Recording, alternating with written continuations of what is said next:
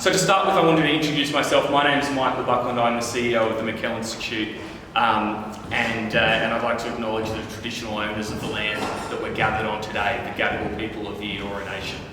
Bob Hawke represents I think a shining light in the Labor movement, and so we're very proud to have Troy Bramston joining us, the author of Bob Hawke and Bob Hawke Demons and Destiny, and also one of the, I guess, unofficial biographers of almost all leaders, Australian leaders lately. You've developed quite a library there, so we're really pleased to have you here today. Thanks for joining us, Troy.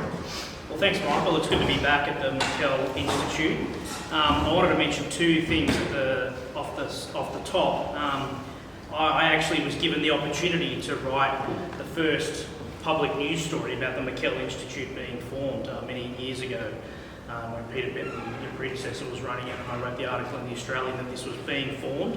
So it's great to see it continue to go from strength to strength. And also, it's great to be here in the Trades Hall. This is such an iconic building, and I edited a book of great Labor speeches, which was published in 2012, and it was launched right here by Bob Hawke, which is quite significant.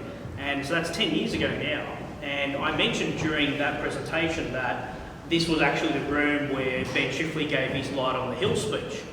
And it caused a little bit of comment, because a lot of people think that speech was given at the town hall in Sydney, but it was actually given here, at the stage right there. And so just after that presentation, I think Unions New South Wales organised for the plaque to go out the front. So this is a very famous and significant room that we're meeting in now. So invested with so much history. So it's good to be here, and thank you all for coming.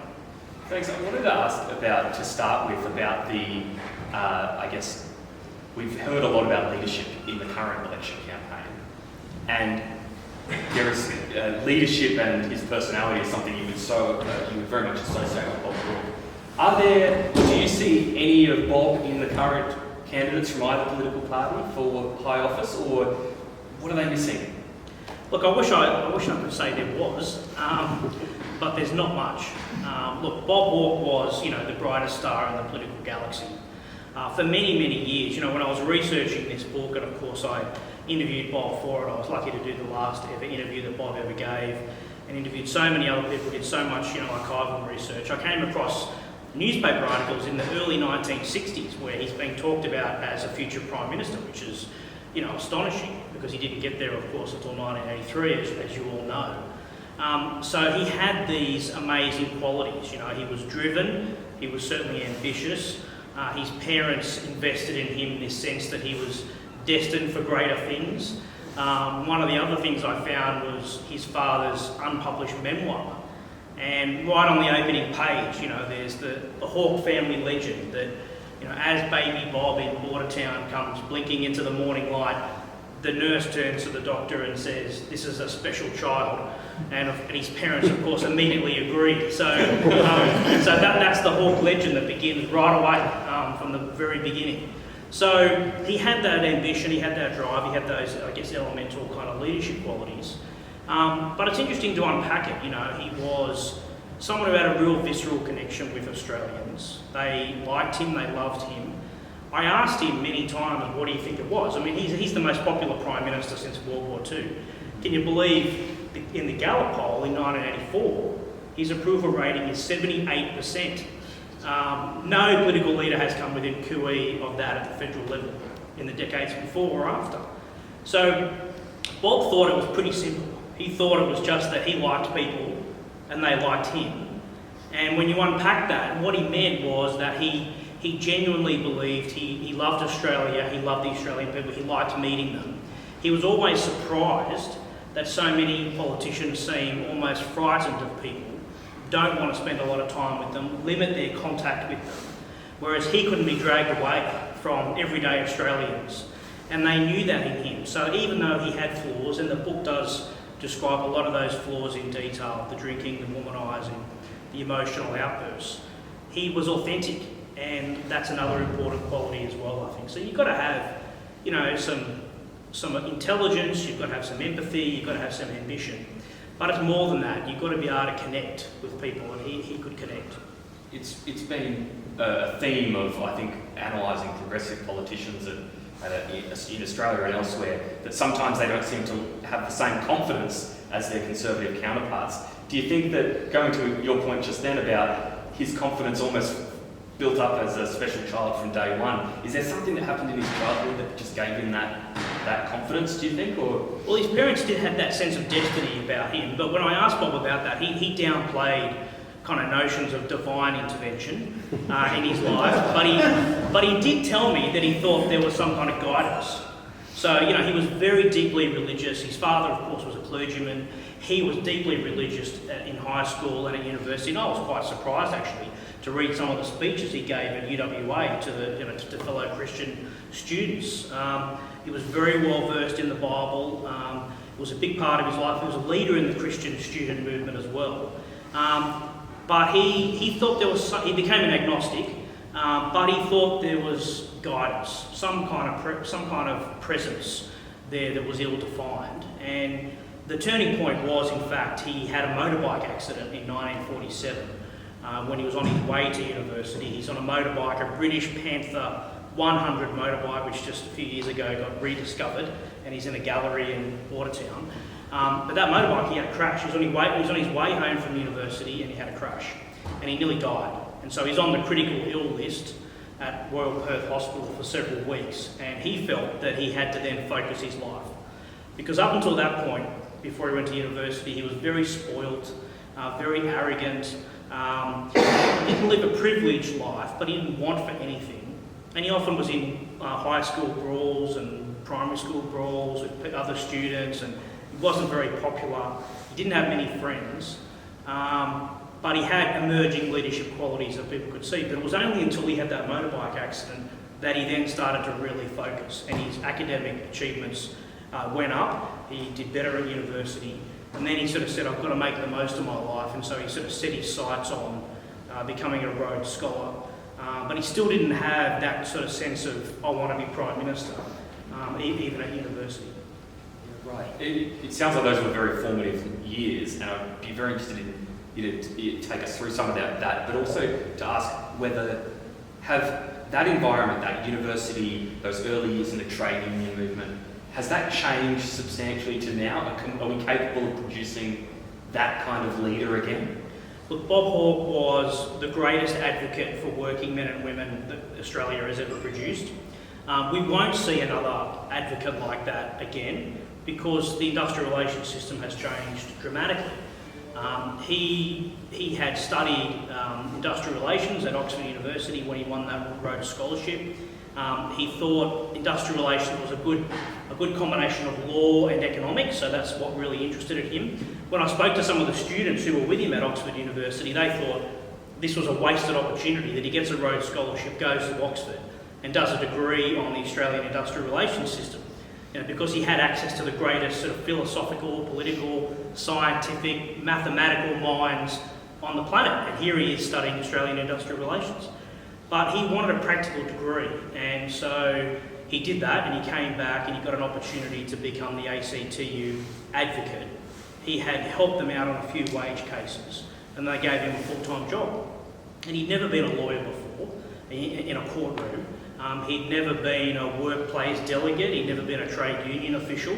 But there he is, before the Industrial Relations Commission, and he is dazzling the bench. The bench couldn't believe it that this guy was being put up by the ACTU, but he quickly won them over. He would be very innovative, very flamboyant. He would lower his voice, he'd raise his voice, he'd marshal facts and figures. He could talk for sometimes hours, even days on end in the commission. So this is the days of, they have annual basic wage cases, and we don't have that anymore.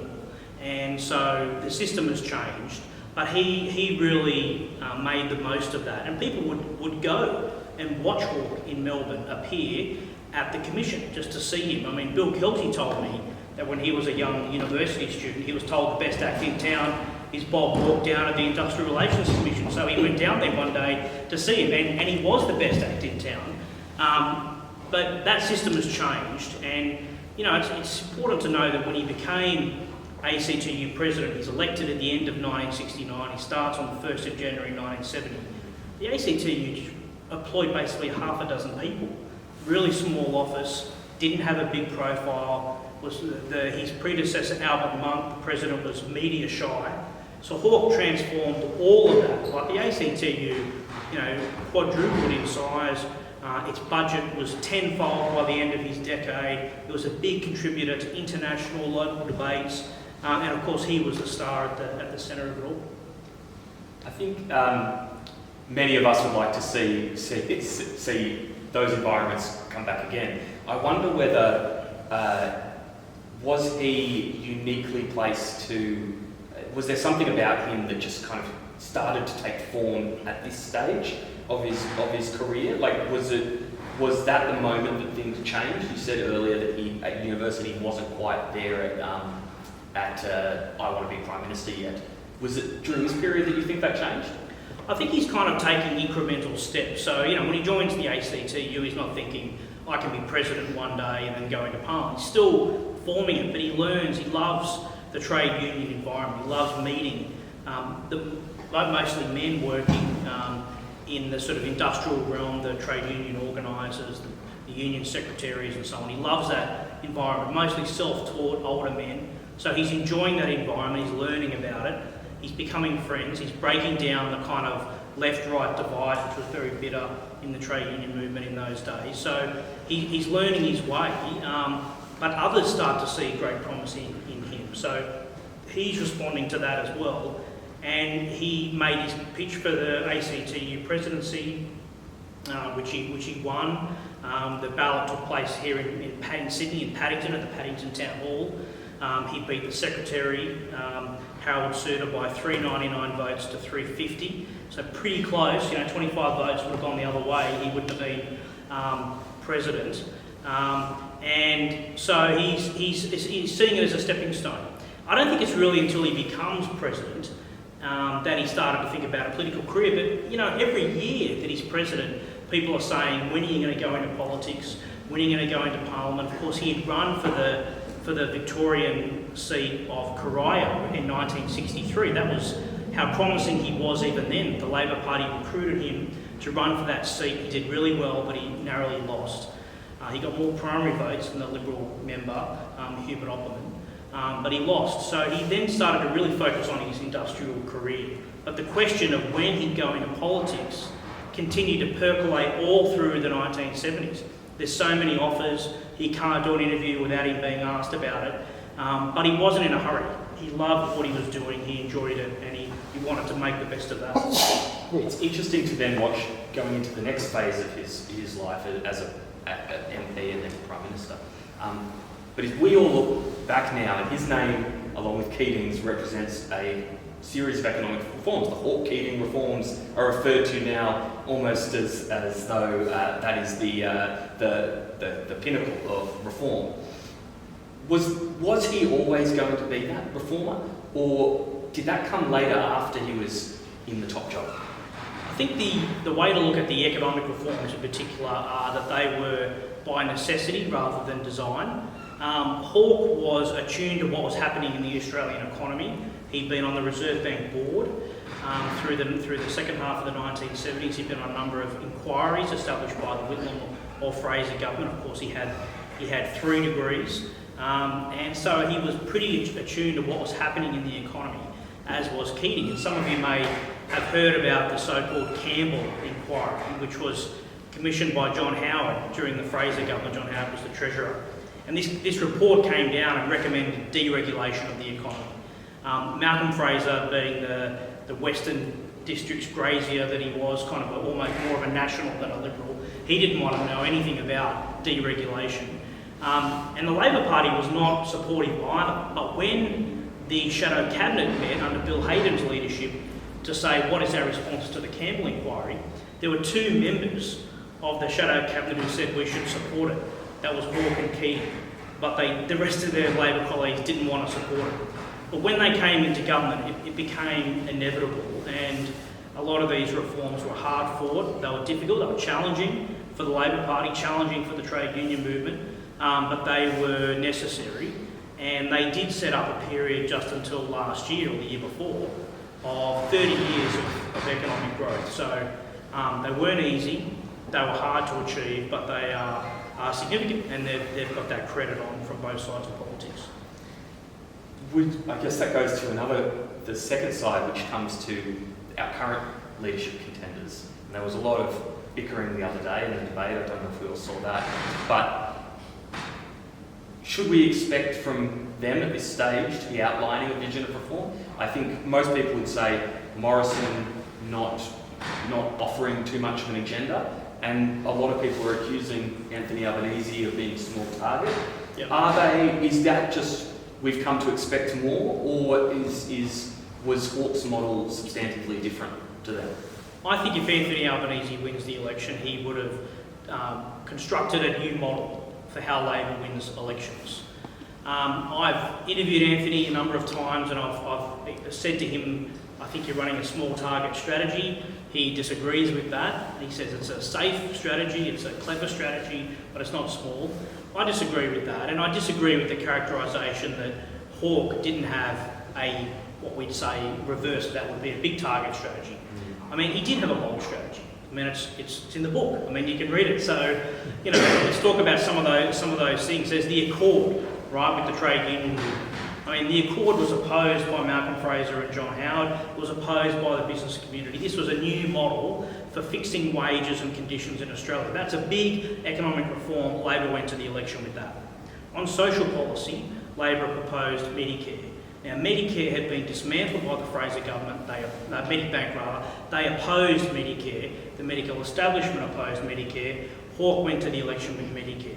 And then another example would be on the environment. Hawke opposed the Franklin Dam in Tasmania. That was a hotly contested issue in Tasmania. The Labor Party was despised in Tasmania during the 1983 campaign. Labor didn't win a single seat in Tasmania because of that issue, which was unpopular. But Hawke took a principled stand. He even went to Hobart, I think twice, during the campaign to argue the case for stopping that dam. Now, political leaders on either side wouldn't ever go into the lion's den and stand in front of an audience and be shouted at. But he wanted to make the case. He felt he had a responsibility for that. So he was brave and he was courageous. So I think, and you don't need me to tell you about Gough Whitlam's reforms proposed in the 1972 election. They were landmark and legendary. So Labor hasn't really won before. And I think Kevin Rudd also had some pretty big ideas. You might remember he promised an education revolution. He was going to deal with climate change. He was going to bring in a republic. He had some pretty big ideas as well. But I think Labor is missing an opportunity to spell out a bolder, more courageous agenda. It's, I think, a mistake to think that you can't have big ideas in politics anymore. You've just got to be able to explain them. You've just got to be able to defend them. That's, I think, what we're missing. So there's a premium on leadership and on communication. Now, I think people have turned off Scott Morrison. I think most Australians want to change the government, but I'm not sure that they're sold just yet on Labor. And that's why we have this big debate going on about the Teal independents, about Clive Palmer's party, about Pauline Hanson's party. People are looking for alternatives, but they're not all yet sold on Labor. And I think if Anthony Albanese wins, he'll be a genius, he'll be a Labor hero, his names will be on the walls of this building forevermore. But if he loses, he's going to be judged very harshly.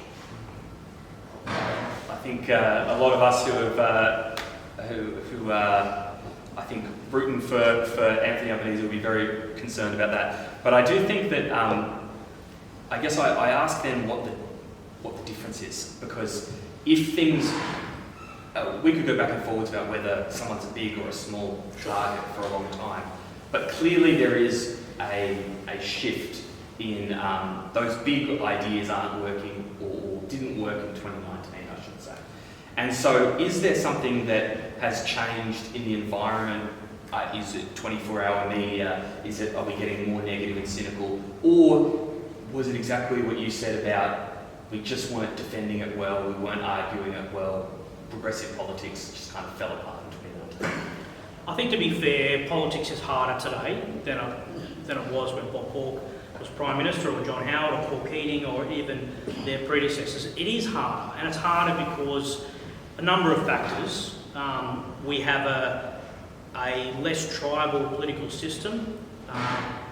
Traditional loyalties have broken down, and I wrote a piece for The Australian about that today. The loyalties have broken down. We're less tribal, we're less committed to our side of politics. We're open to, when I say us, I mean the Australian people, are open to other points of view, other ideas.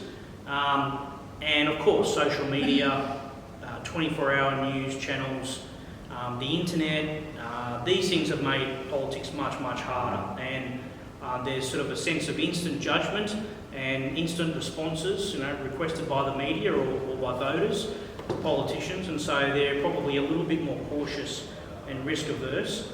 But I do think that good politicians can adapt and use these channels of communications better.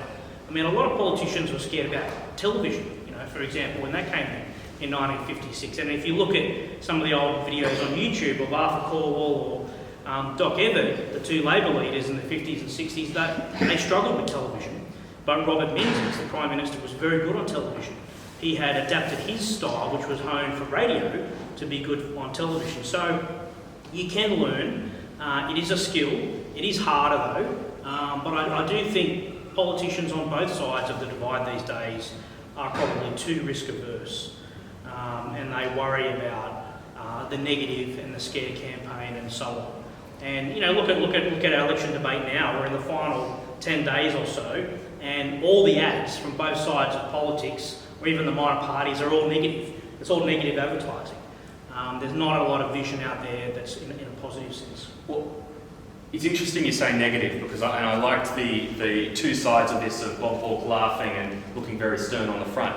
But demons and destiny, if the demons of Bob Hawke, which maybe you can mention just a few of them, we don't want all to dwell. But if they were all on Facebook now, would he be thrown out as a Catherine Deeds, or would he be still getting to where he was? Look, it's a good question, Michael. It's an important question. Bob Hawke was, and let's talk about this for a second. He was a serial adulterer. He was someone who I say had a sex addiction, which is a strange term to use, but it's actually a medical terminology defined by the World Health Organization. And he had it from a very, very young age, even when he was engaged to Hazel. I got access for the first time to letters that Bob and Hazel exchanged with each other when Bob was at Oxford University, Hazel was at home in Perth or Fremantle, and he's struggling to maintain his fidelity to her, and he's pouring out his emotions to her. So he was a notorious womaniser. He had many affairs. He had affairs while at the Lodge as Prime Minister. It continued all the way through his life. And that is a standard that we would not accept today. And that's a good thing. That kind of behaviour is not acceptable. And there is an element of risk, I guess, if a Prime Minister's behaving in that way. We all would know about the drinking. He did give up the drink in 1980, just before he went into Parliament, but he could be a terrible, loathsome drunk. We would describe him today as a highly functioning alcoholic.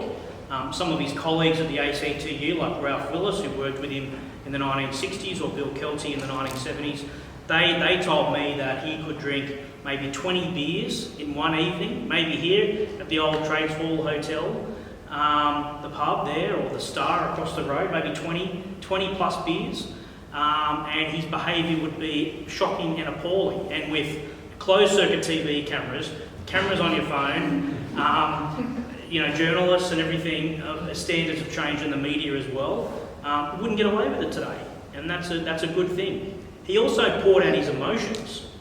People saw him on TV cry, they saw him get angry, they saw him be funny, they saw him be, overly emotional, they saw him be indignant, they saw him be charming, they saw him do everything on television. So he was a bundle of kind of mixed emotions.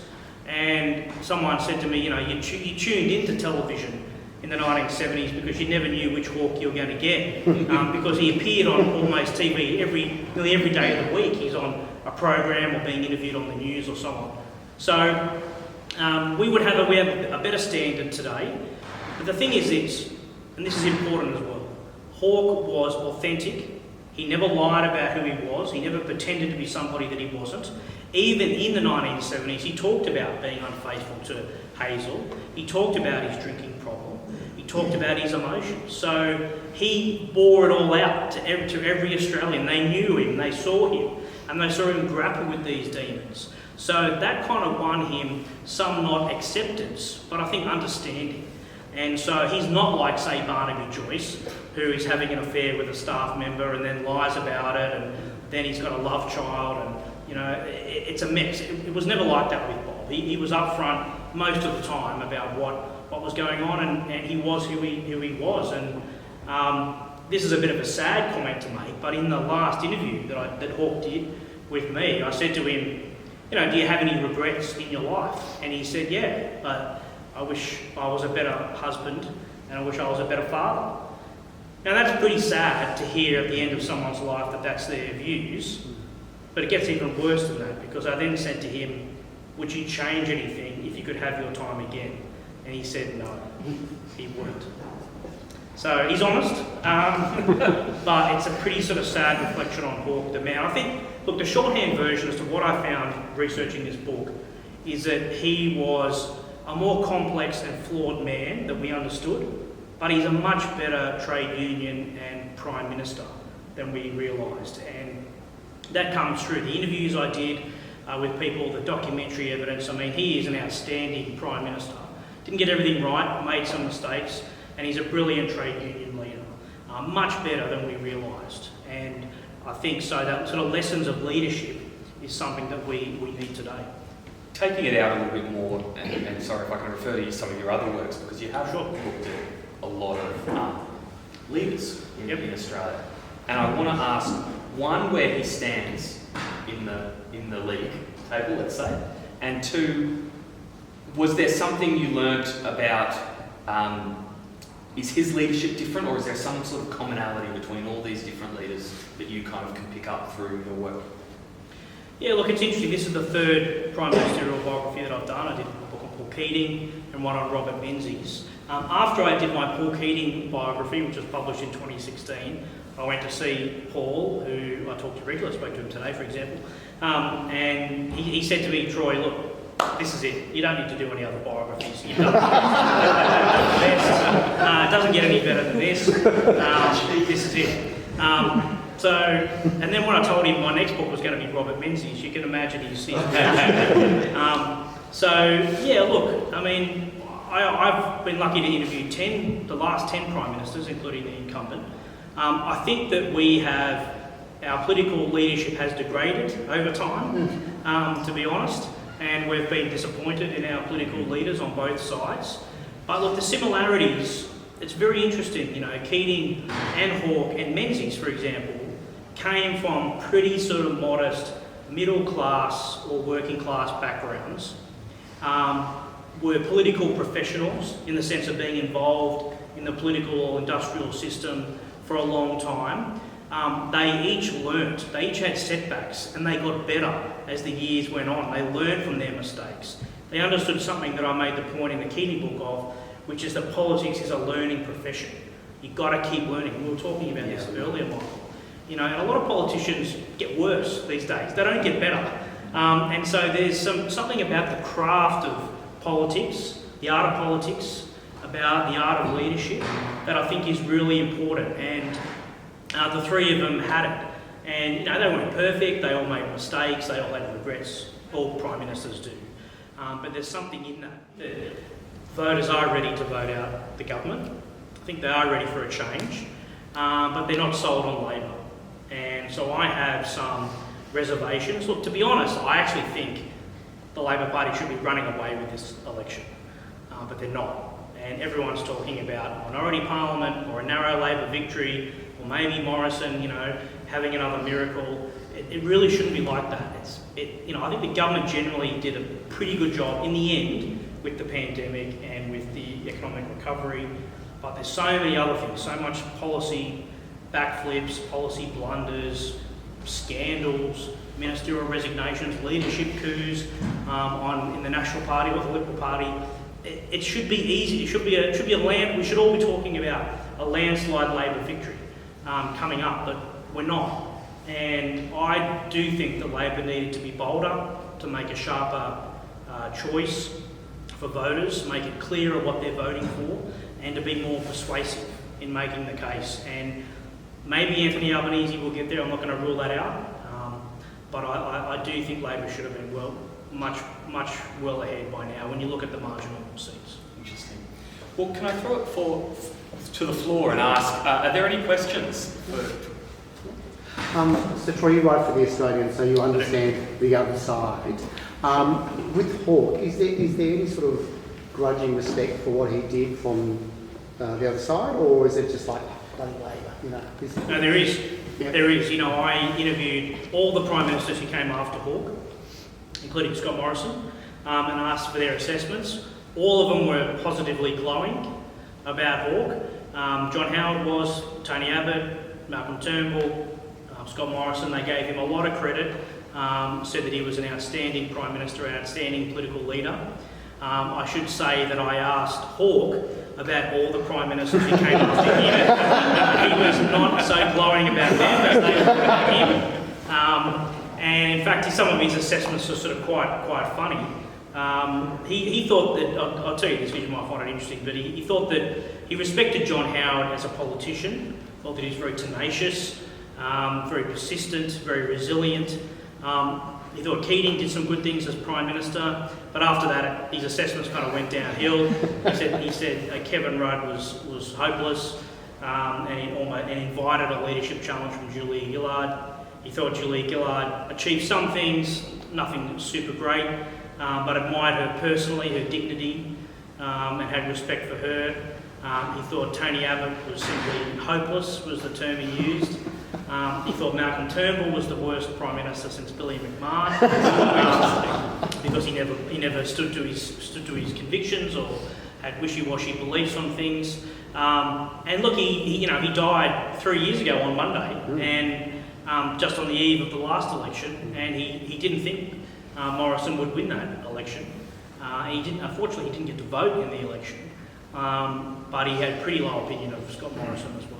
Can I just follow? So clearly Hawke is a Labor hero, but do you think he's going to be an Australian hero? Oh, he is an Australian hero. I mean, there's no doubt about that. I mean, Keating and Whitlam are tribal Labor.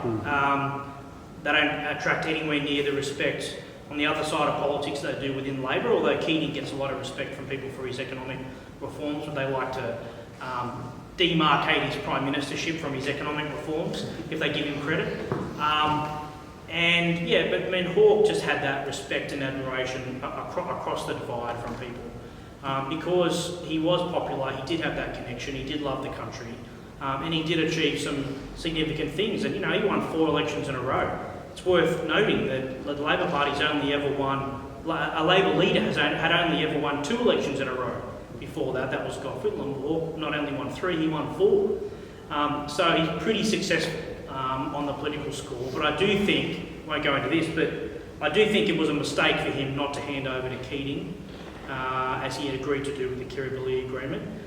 Instead, the Labor Party had to vote him out of office. No Labor Prime Minister had ever been challenged in the caucus in the previous, nearly 100 years. And certainly no Labor Prime Minister had ever been removed from office by the caucus before, and now they've done that 2 more times. So there you go. Was there another question? Well, my question actually was about Kirribilli. Yeah, sure. And what, in terms of regrets, did he express a regret about that structure and also not planning the succession, in the way he departed office that you just mentioned? Look, it's a good question, and I spent a lot of time on this, researching this and going over the sequence of events. For the first time in the book, in the back, I include Hawke's personal handwritten account of Kirribilli and Keating's as well. They hadn't been published before.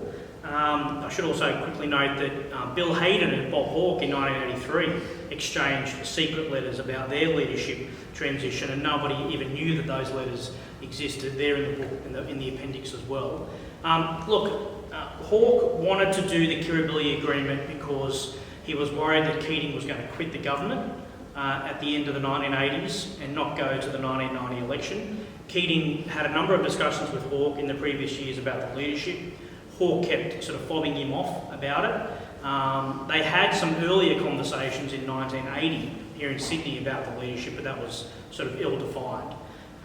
So by 1988, they went to Kirribilli House, and as the sun was setting, they did this deal, a meeting that lasted about 5 or 10 minutes, witnessed by Peter Abels, the businessman, and Bill Kelty, the trade union leader. The deal was that Hawke would step aside for Keating after the 1990 election. That guaranteed that Keating and Hawke would go to the 1990 election as a leadership unit, united, and there was one condition on the agreement, only one, which was that if it leaked, it was void. And so what that meant was that Keating couldn't do anything about it, couldn't call it in, couldn't talk about it, couldn't say anything about it publicly, because then Hawke could void the agreement. I don't think Hawke had any intention of keeping that agreement. He got Keating for several more years as Treasurer, got to go to the 1990 election. All of Hawke's big supporters in caucus, so Robert Ray, Kim Beazley, Nick Bolkus, Jerry Hand, Gareth Evans, they all thought Hawke should have stuck to the agreement. When I re-interviewed them all for the book, they said it was a mistake for him not to do that. And that was a tragedy. He had a number of options. He could have left at the Centenary Labor Conference in June 1991 in Hobart. He could have left just after the 1990 election. There's a whole range of options he could have done, but he didn't. And Keating was therefore determined to blast him out. And of course, you would know the story. They had that leadership challenge in June 1991. Keating lost 66 votes to 44.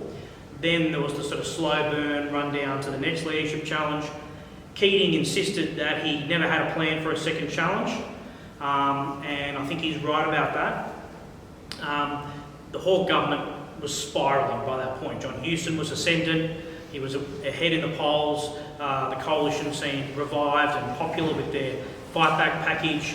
Hawke had to cycle through a few treasurers in John Kerrin and then Ralph Willis. He lost Keating to the backbench, of course, and so the government was struggling. We had a recession, interest rates are going up, but history turns on the smallest things.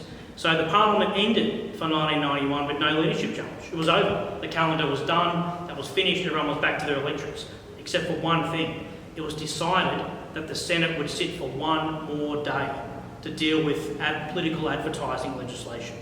And that meant the Labor caucus was going to meet, and the House had to therefore be in session because they had to pass a bill amended by the Senate, and that was the circumstances in which Keating launched that final challenge. People sometimes forget that kind of history. So it's fascinating, and I should say this, that second ballot was 56 to 51. So if you do the math, and I've done the math 1,000 times, 3 votes means that Hawke wins that ballot. There were 3 votes that I discovered that Hawke could have got that he didn't get. One was Peter Baldwin, who voted for Hawke in June. No one contacted him from the Hawke camp in December. The second one was Wendy Phaeton, the WA MP. She voted for Hawke in June. No one contacted her in December. Ben Humphries voted for Hawke in June. He was promised a cabinet position by Keating in December.